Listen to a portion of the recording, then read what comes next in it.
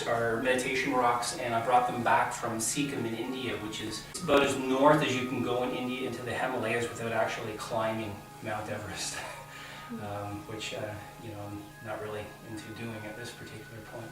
But hanging out in the Himalayas, absolutely wonderful. And I was at this this sort of Buddhist esoteric temple in Sikkim. And as I was leaving, there was one of the monks from another temple sort of met up with me, and he says, "Do you know what these stones are?" And I started looking around, and there were these really colorful, not really colorful, but shiny sort of quartz type deal stones. And he says, "You know how long this rock face has been here in the temple?" And he says, "It's been here for hundreds and hundreds and hundreds and hundreds of years. And with all the monks and the people, not that there are a lot because it's fairly high up, but the concentration of meditation that takes place when the monks are there is quite intense." He says, "So if you place these stones around you when you're meditating," he said, "basically it will help to increase the vibration of the meditation."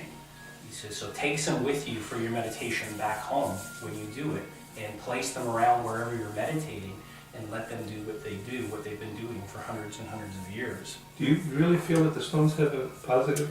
Yeah, you know, there is something about them because... No, not those stones, all stones.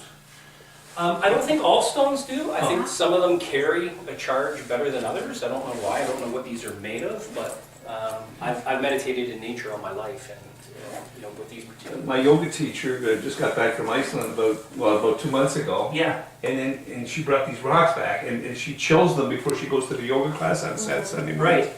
And my hands are getting a little arthritic because my golf swingers and like I'm gripping too tight. Right. So, and then she gives them to me right away. She knows I want them, and the arthritis seems to go away. So I don't know. I don't know if I really believed in them at the beginning, but they seem to help. Yeah.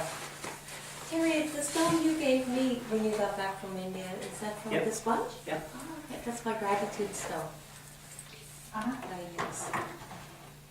So these came from the place where This came from concentration of meditation. Yeah, right in the Himalayas. This temple is absolutely stunning because it's a monastery. Actually, you when you're meditating, you're overlooking a cliff, and I purposely went over to the edge, and you know, there's no railings or anything that you can see here, right? And you look down, and you're like, wow, like, you know, it's just, how small am I? Yeah, and you see the mountains all around you, and it's just breathtaking.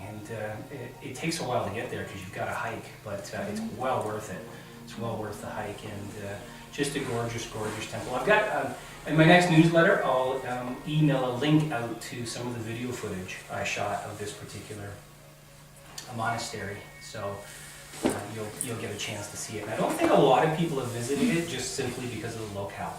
It's not an easy locale to get to, but it's definitely worth it if you're patient enough to do. And it's not a, you know, you're not dead when you finish the hike. You're just, and it's a hike, and the altitude is fairly high, but it's not impossible. It's not like trying to get to base camp Everest or anything like that. It's simpler than that. So, but well worth the scenery. And one day I hope to do another trip back to this monastery where it's just absolutely beautiful. I mean, there's lots of beautiful spots all over. There's beautiful spots in China as well. You know, it's a gorgeous world when you get out and start exploring it. So you just laid the rocks around? Yeah, they're all basically surrounding the room. So we're all in the rocks. Oh. You can take a blanket, a chair, whatever you want. It's up to you. I can explain the first meditation called Nada Brahma.